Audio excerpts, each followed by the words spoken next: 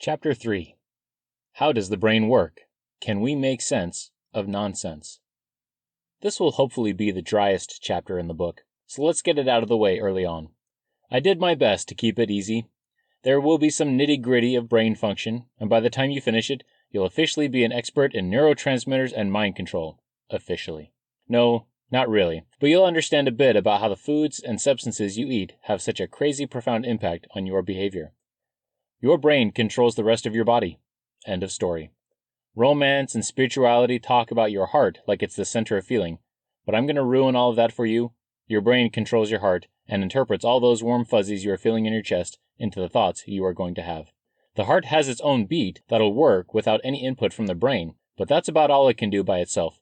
It only has one setting on its own, and that setting is chill slow. The brain does everything else. We think. That burning you feel when you see someone you love? Brain. That anxiety you feel in your stomach when something scary is about to happen?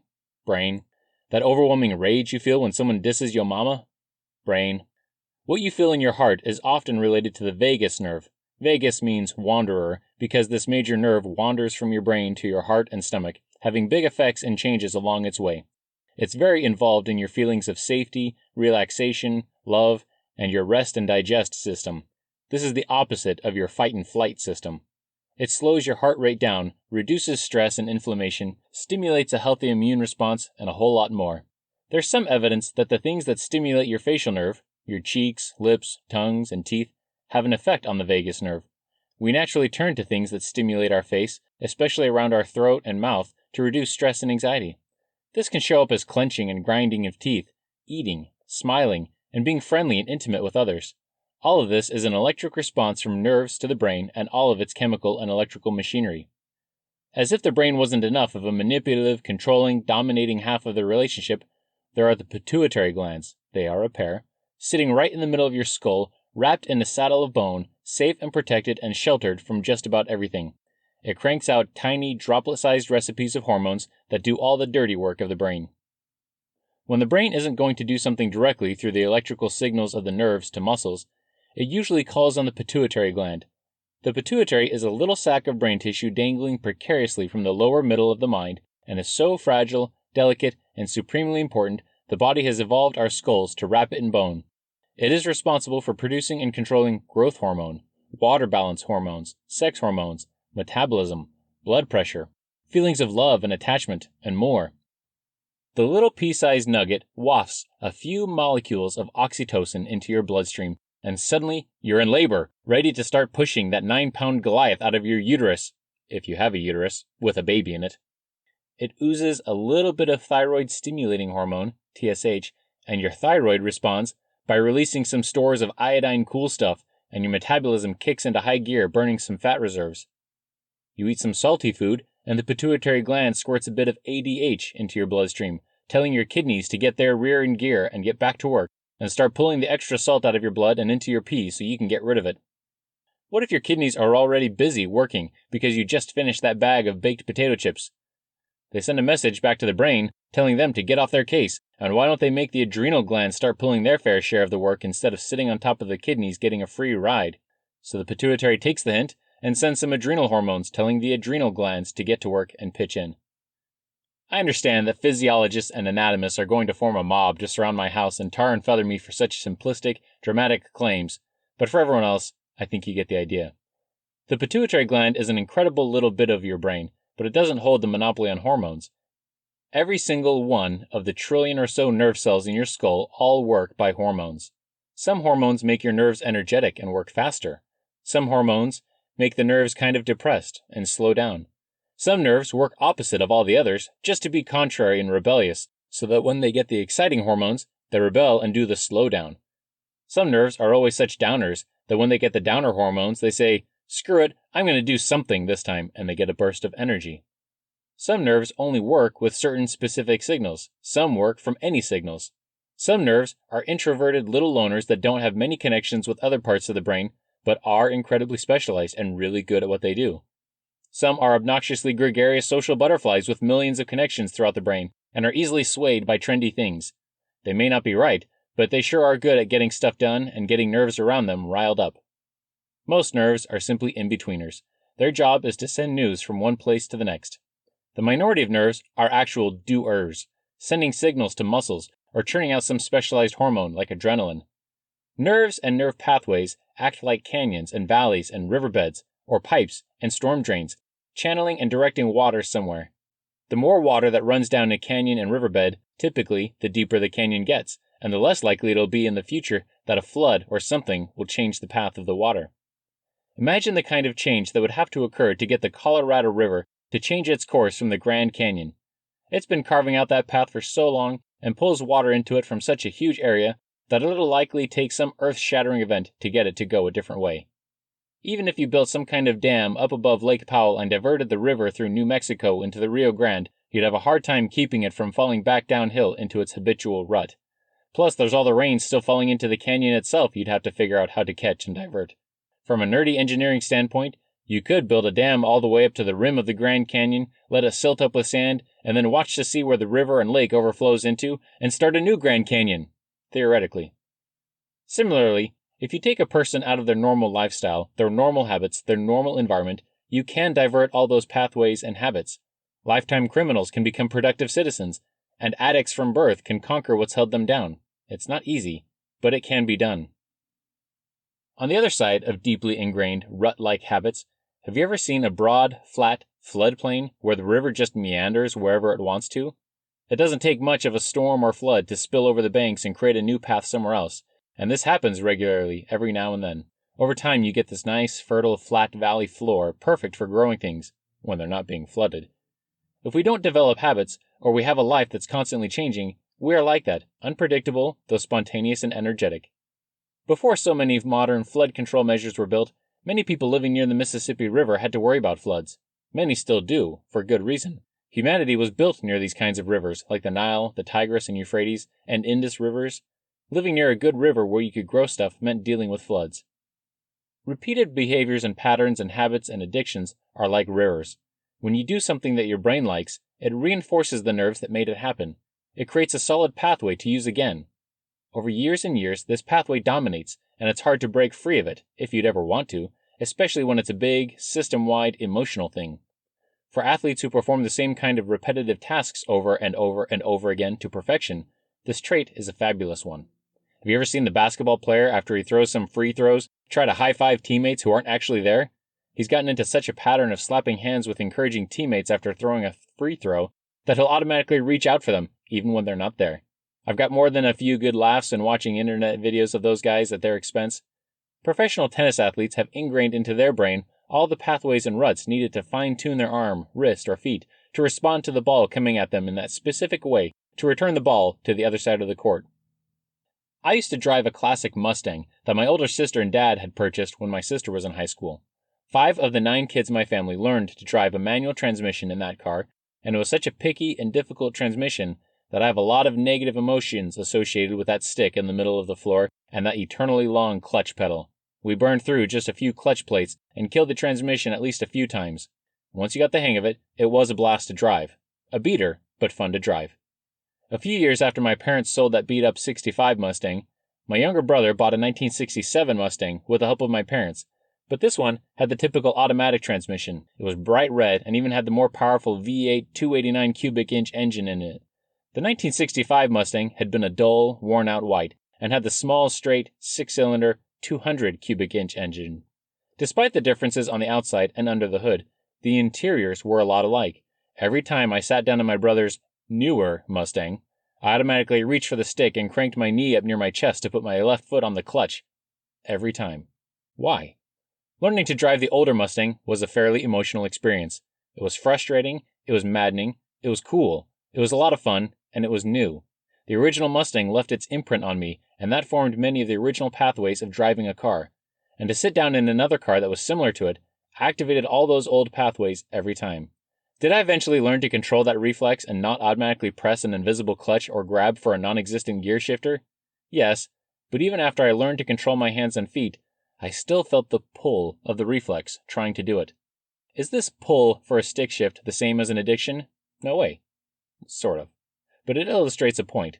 I had created this rut in my mind from a repeated action attached to some strong emotions, and it took actual effort to escape that rut, that pathway. that canyon.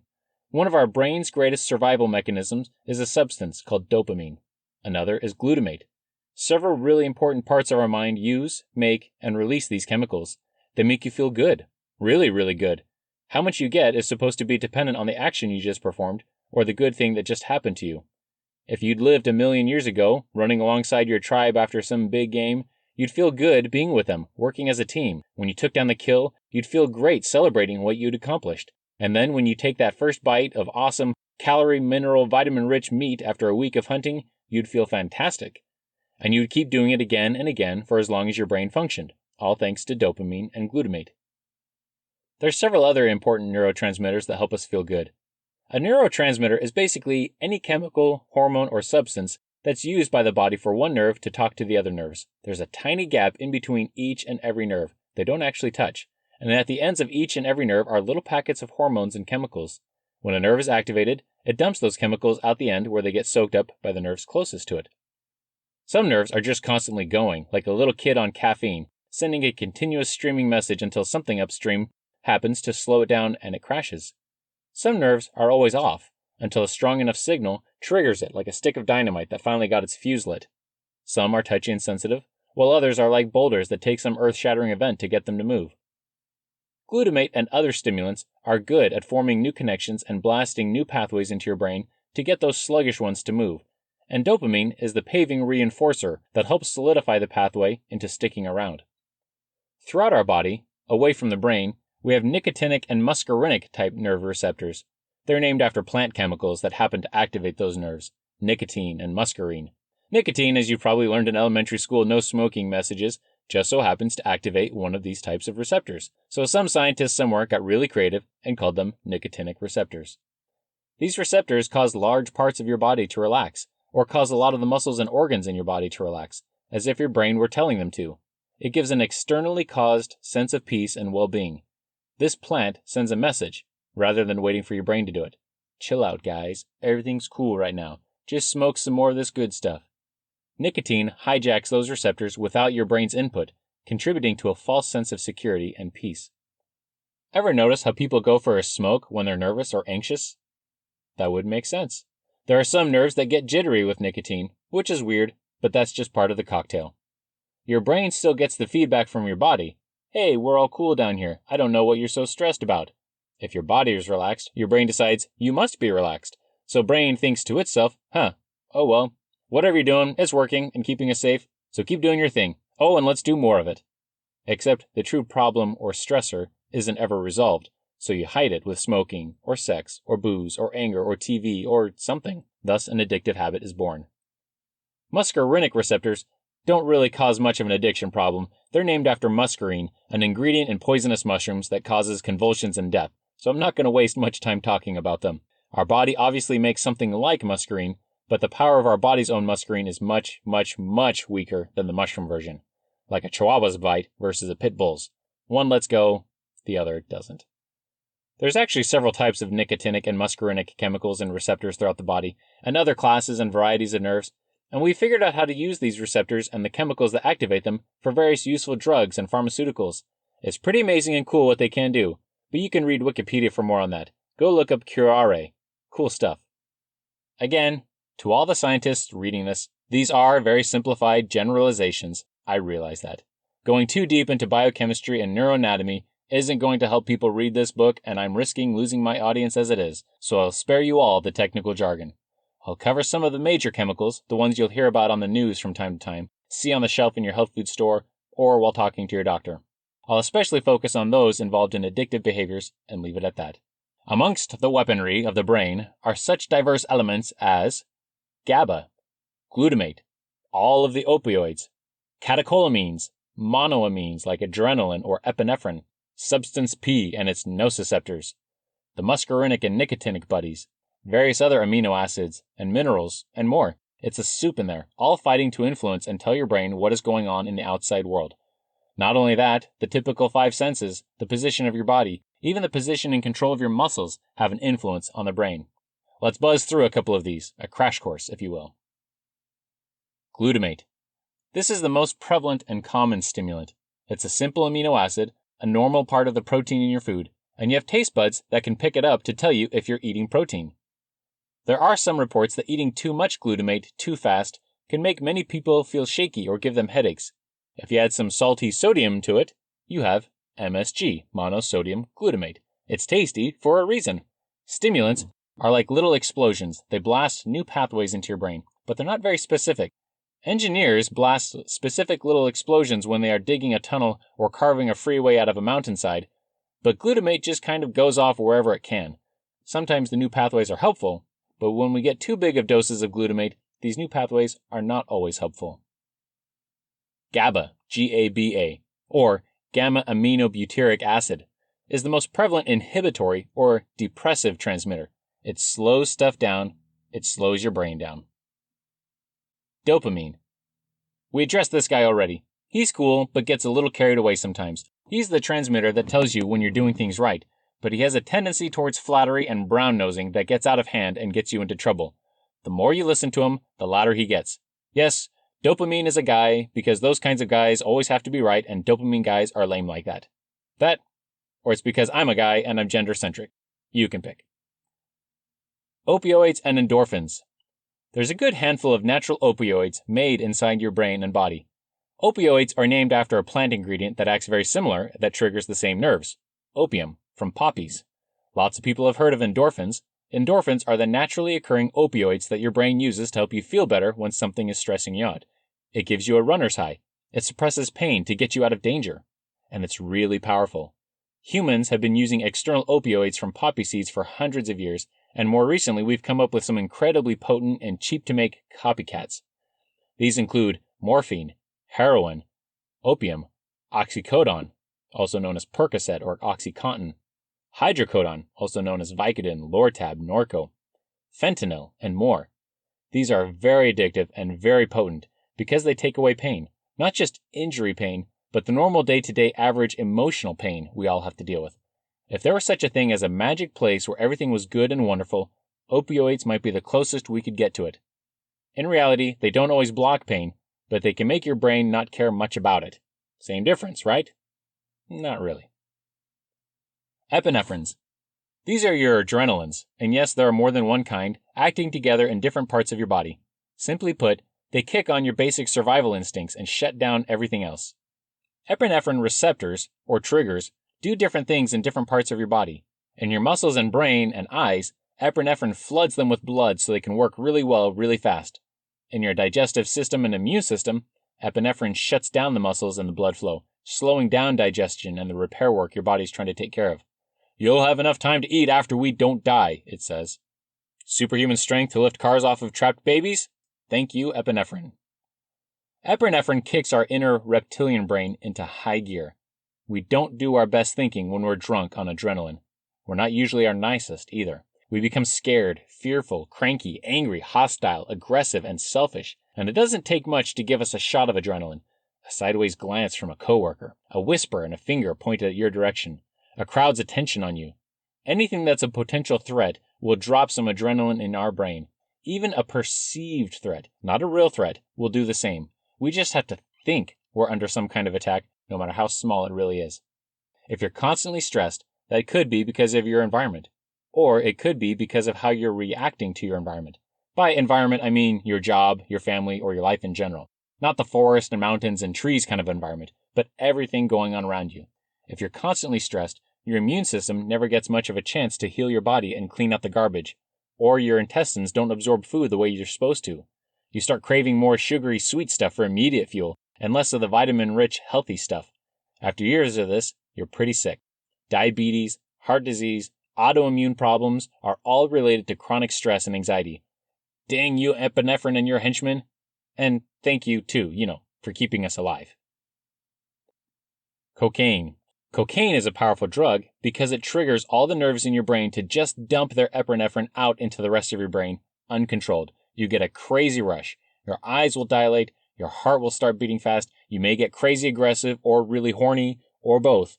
You will definitely not be thinking straight, and the rest of your brain will start desensitizing those nerves and cells so that it doesn't happen again.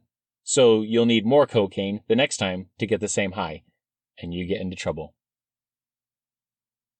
Serotonin. This one is important for your overall mood, sleep, memory formation, appetite, and lots of other complicated things, including social rank and dominance. Weird that the amount of chemical in your body that's used for sleep has something to do with social dominance. Is that weird to anyone else? Maybe the relaxation and brain function it promotes has to do with confidence, and confidence aids our ability to interact comfortably with others. That sounds believable, but I'll be honest, I just pulled that out of thin air. It's synthesized from regular amino acids found in regular proteins, not just the Thanksgiving turkey that's putting you into a coma. Lots of sleep medications mess with serotonin and can be habit-forming. Your brain becomes dependent on the extra meds to calm you down and isn't satisfied anymore with the natural bounce your body would normally make. Your outer brain doesn't learn what it needs to learn to shut down your inner survival brain. Those pathways that slow down your stress brain either get weak or are lost when you depend on sleep meds that you don't truly need. But they do work great for those who really need it, because sleep is really important. That's when your body finally has a chance to stop being stressed and repair everything it encountered during the day. Oxytocin, the love hormone. This is important in all aspects of childbirth and nursing. It helps women get in the mood and helps men stay monogamous. It's true. Give married men a shot of oxytocin and they will keep more distance between themselves and other women, more so than single men given the same shot. And the brains of men being given oxytocin will react differently to being shown pictures of their partners compared to pictures of strangers or even female acquaintances, as in, they'll feel more affection and attraction when being shown pictures of their partner versus other attractive people, as long as their partner is a source of steady oxytocin. It's important for bonding and feelings love. It helps people feel connected, even as friends. When you're enjoying social interaction with other people, you are enjoying oxytocin.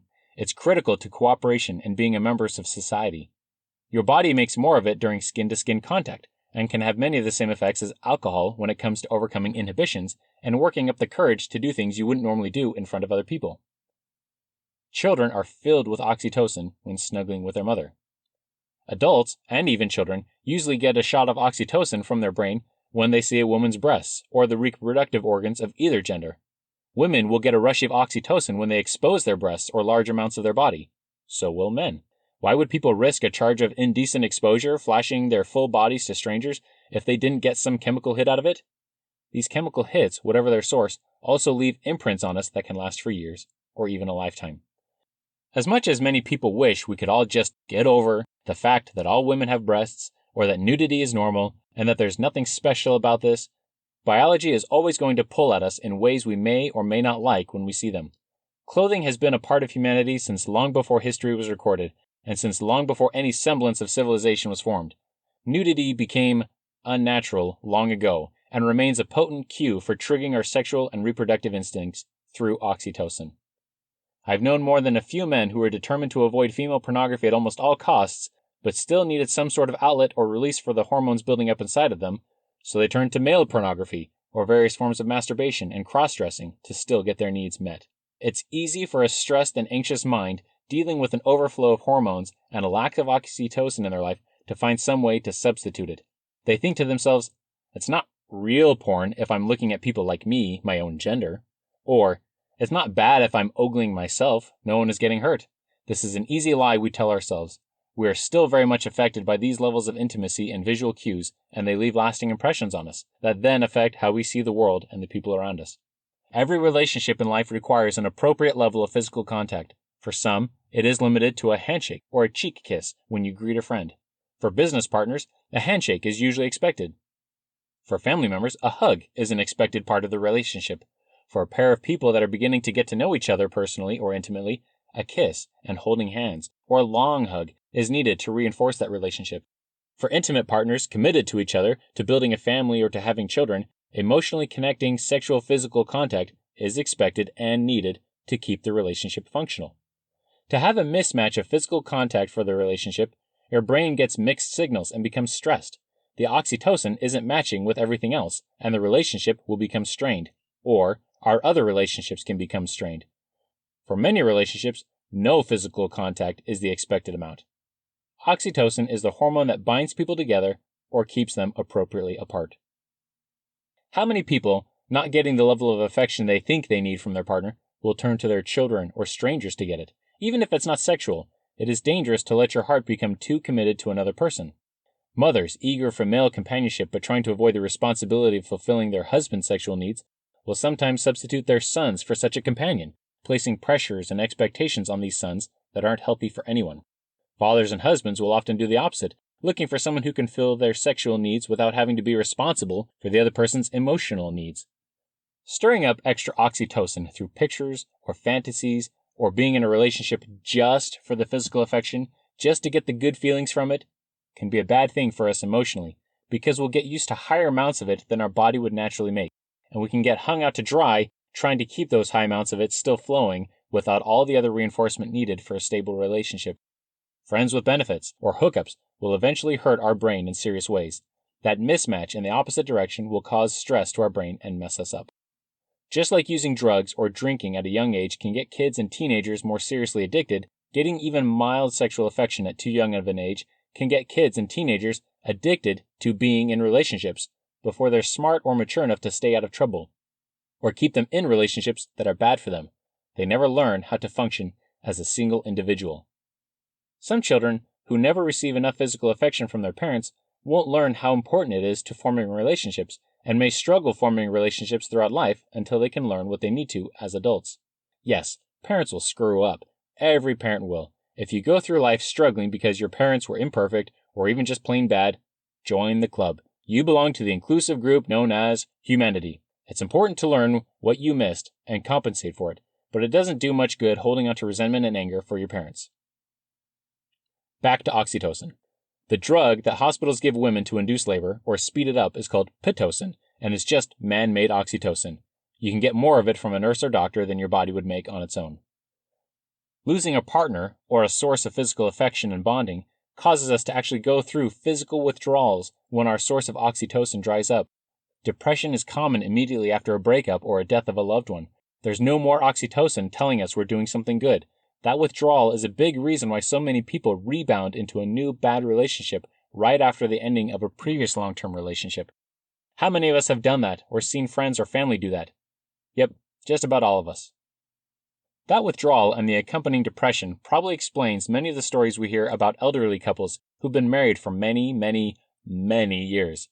It's not uncommon to hear about one of them passing away and very shortly after, the other spouse passing away too.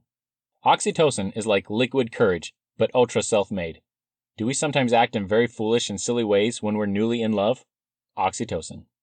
Do we do crazy things to impress the person we have a crush on? Oxytocin. It's powerful, and it's also easily thrown off and out of balance by alcohol. Alcohol. Our friend here does a whole bunch of things to mess with all of the other neurotransmitters. It suppresses glutamate and generally turns brain activity down a couple of notches. It promotes GABA. It enhances and magnifies the effects of dopamine and the opioids. It messes with serotonin and just about everything else. Alcohol isn't synthesized in significant amounts inside the body and is usually acquired through fermented, carbohydrate-rich foods that also tend to be calorie and vitamin-rich. Alcoholic drinks were a valuable and useful source of calories, vitamins, and clean, germ-free fluids for ancient peoples. If you get a chance, check out the story of the North Pond Hermit, who lived alone in the woods of Maine for 27 years and would survive the winters by fattening up on stolen cheap alcohol. But that alcohol, it does some pretty awful stuff to our liver, brain, and other organs. There is some true good use to it, but today we tend to abuse it more than anything. It is, indeed, the most commonly abused substance on the planet and has been for, a few thousand years. It's a pretty natural process to make it, and there are some benefits. Grains and fruits, the stuff that we live off of, can ferment from the germs and yeasts that live pretty much everywhere, even on our skin. Fermented juices and foods are usually high in calories. They're often full of vitamins and antioxidants, and the whole fermentation thing can pretty much happen to food without much human intervention, although it may not taste as good without our help. In modern times and societies, we don't need alcoholic drinks for the same reasons we used to, but it does help explain how alcohol became such a prevalent part of humanity. Because it is so good at turning down our senses, thoughts, morals, and the stresses of life that we should be dealing with, it becomes a very addictive substance. It also has a strong ability to ramp up our drives, like our drive for sex, by turning down our higher thinking and letting our primitive inner brain do whatever it wants. Our inhibitions disappear and we become a different version of ourselves. Not a truer version or a more real version, just a different version. Who we are when we are sober is valuable and more important than who we are when we are drunk, and most people recognize that. It's when we are drunk more than we are sober, when we can't function socially without getting buzzed, or when we make life-altering decisions while under the influence, that it becomes a serious, serious problem. Some new research has shown that a handful of drinks per day can severely hamper brain growth in juveniles. Alcohol is super popular. I won't spend much time condemning it. It is good to know what it does and how it affects us. Sex hormones. A number of other hormones have significant impacts on our thoughts. Testosterone and the related androgens, estrogens, and progesterones are the key players. Men and women have both in various mixes and amounts, and they are influenced by the environment and genetic factors that are as diverse as our family life, our social circle, the food we eat, the environment, our past memories, our work circumstances, and even our conscious behavior. Whether we live with or grew up with other men or women will alter our sex hormones. The movies we watch, the books we read, the foods we eat all affect our sex hormones. What we look at, what we think about, what we are exposed to can all stir up sex hormones.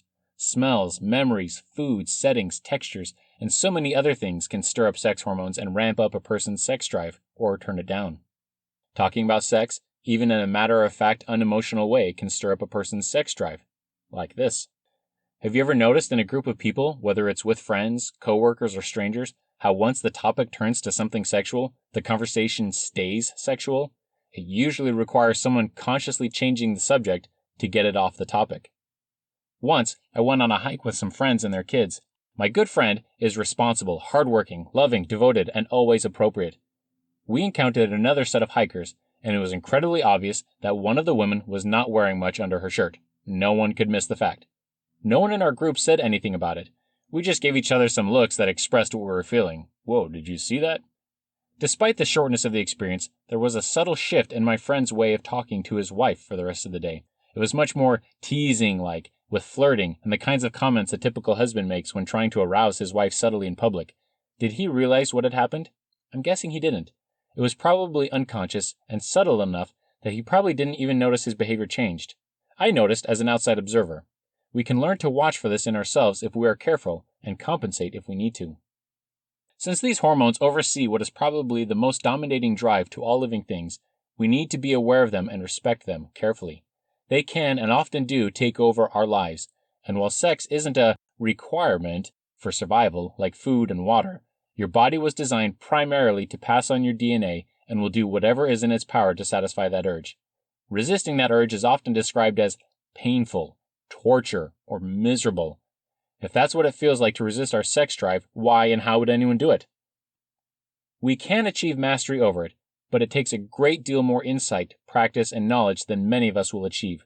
For the large majority of us, it is better to build our lives in a way that allows us to satisfy our drives in appropriate, constructive ways and turn the volume down on the inappropriate things that stir up the drive, rather than try to avoid it altogether. Substance P. This is a chemical that does one thing.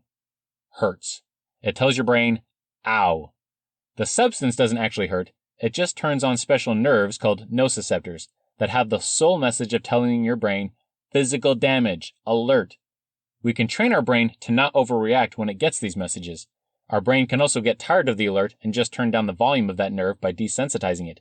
We can even train our brain to enjoy pain like a stimulant, like a drug. Not all pain comes from substance P or the nociceptors. Sometimes what we perceive as pain is actually more accurately just overstimulation of a regular sense, like turning a light on suddenly in the night. It hurts our eyes, though there's not always pain or damage actually occurring. Spicy peppers work their magic by sticking to the nociceptors on our tongue and activating temperature sensors.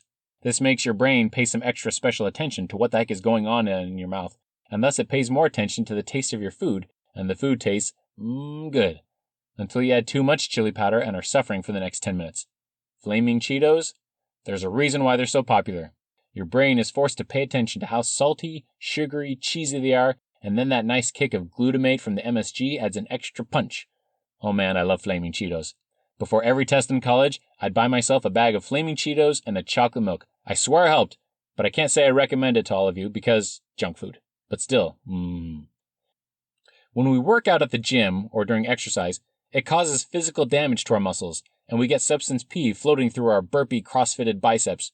If we can learn to appreciate and enjoy that feeling, We can learn to overcome that pain and build muscle and become stronger simply for personal desire. When we become stronger, we're rewarded with the ability to do more things, physically, and be more attractive and earn more oxytocin and dopamine from others. Did you know that exercise can be addictive? There are a few good reasons for it. Pain can go too far as well. Some of us, for a whole list of different reasons, can become addicted to pain and will actually cause damage to our body on purpose, just for the stimulation and nothing else. It's one thing to enjoy cuddling with a partner even if it's uncomfortable. It's another thing to be uncomfortable on purpose without the cuddling just because. Or what if we're dealing with enough negative emotions making our hearts ache and we can't stand it, but when I scratch and cut at myself, the skin pain takes my mind off of the emotional pain, and it feels better than dealing with the stress that I can't resolve. I've had more than enough friends who cut, and it can take them some time and help to figure out why they do. Sometimes we use some sort of controllable pain or self-inflicted pain to get our mind off of the deeper emotional pain we don't know how to resolve. Pain, if it happens long enough, can get stuck into an on position, like a canyon or rut I mentioned before, or like a corroded water valve. It doesn't turn off once it's been on for too long. For example, the other day, my kitchen faucet suddenly turned on by itself when a seal cracked and broke. I had to have a friend bring over a large plumbing wrench and carefully turn off the water to the faucet under the sink because the knobs and valves had been stuck in the on position for so long. This can happen to nerves. Doctors call this chronic pain.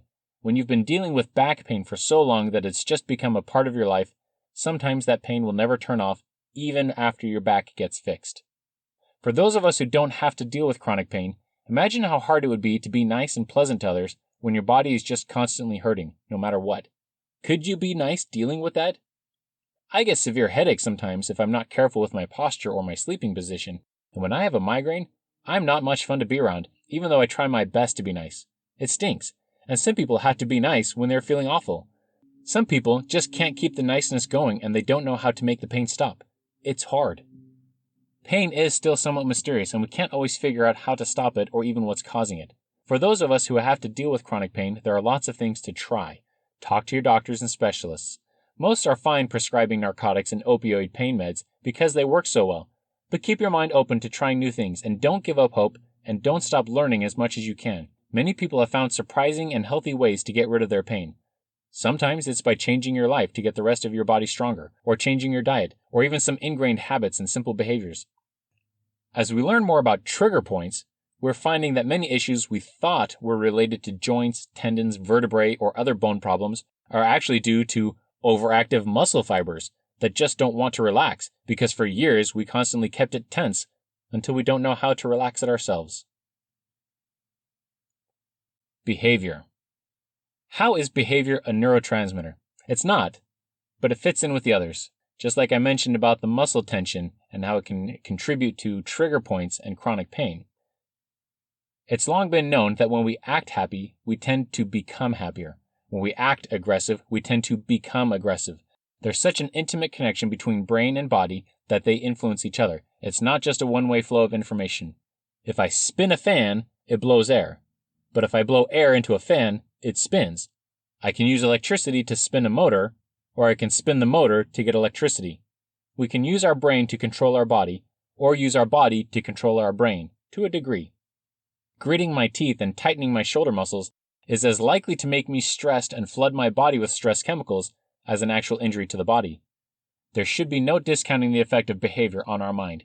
How we act has a strong influence on our mind. Exercise, physical activity, and just plain using your body to do something that gets your brain working can be an amazing escape from our problems, or as a way to churn our brain into solving them. Whether it's running, working out at the gym, some handicraft or artistic creation, a walk through nature, or solving a puzzle, if you get your physical body involved, your mental body will work better. Our senses. What we touch, smell, feel, see, and hear all have genetic and emotional effects that will affect our hormones, our thoughts, and our emotions. This probably won't surprise most people, but our environment has an effect on us, and for good reason. Thank you, Captain Obvious. When we are in situations that we can survive and even thrive in, our body will take advantage of it and enjoy it. When we're in a situation that we don't think we can survive in, our body will push us to either change ourselves or change the environment. Some of us feel like changing the environment is easier, while some of us feel like changing ourselves is. Whichever one we get success with early on in life is usually the one that dominates for the rest of our life, though it doesn't have to. We do become imprinted on the strategy that works better for us, and it can be hard to learn the opposite. Sometimes we'll try to change what's around us instead of changing ourselves. Sometimes it'll be the opposite. There have been numerous studies showing that when we are exposed to negativity, incivility, violence, or any number of other stressors, even in gentle laboratory settings, it affects our mind, our hormones, and our emotions for hours or even days afterwards. When given a scrambled set of letters, people are more likely to unscramble those letters into words like murder or death if they just looked over a list with a sample of neutral and negative words in it just before, compared to people exposed to a list with purely neutral or positive words. Negativity is contagious. Fortunately, so is positivity. Hardly anyone likes going to the dentist to get their teeth fixed, most usually for the scary part of getting numb or the high-pitched sound of the drill. Personally, I think it sounds awesome, like a mini jet turbine in the palm of my hand. Oddly enough, dentists are nervous when their patients are nervous. When it gets measured, we've learned that dentists will experience an increase in heart rate, blood pressure, and overall tension when they are giving the anesthetic. Turns out, we don't like getting people numb. The shows we watch, the music we listen to, and the articles we read have a lasting effect on us, whether we want them to or not. Very few kids who play violent video games will become school shooters, but those violent games do have a negative effect on our mind in other ways. Watching political commentary shows tend to make us stressed and angry with their spin on things. Scary movies leave our adrenaline pumping for a few hours or days, and will often respond in less than ideal ways when it counts, while we are under its influence. Many studies have shown that the music you listen to can speed your heart rate and increase your blood pressure, or it can slow your heart rate down and decrease your tension. Music has been a part of every culture of the world and has been used in almost all of the world's cultures for therapy and healing of various kinds. When we are around those who are scared or stressed, it stresses us out. We may pick up on it from nonverbal cues or body language, or we may even pick it up from our noses. Most biologists know about animal insect pheromones, those chemicals that a creature gives off to communicate with other animals and creatures. It's how ants can talk to each other. It's how many mammals know when it's mating season, and it's even how some plants in a forest can warn each other of threats. Human pheromones have been mysterious unicorns for the most part, but an interesting study at a dental school in 2018 gets us closer to figuring them out. The researchers took donated t-shirts from a group of students and had them wear them during a stressful test and another during a boring lecture. The shirts were then sprayed to hide any body odor and placed onto mannequins the students were using for practice. Students who worked on the stressed mannequins did just a bit worse in their practice than the students who worked with the relaxed mannequins. It's some hint that humans, literally, can smell fear, and it tends to make us perform worse. In summary, just about everything we meet has an effect on our body and our brain, and thus has an effect on our thoughts. Some of it is controllable. A lot of it is not, at least not directly. Whichever methods we first find success with to deal with stress and negative emotions early on are usually the methods we stick with for years and years, whether they're good and constructive and healing or not.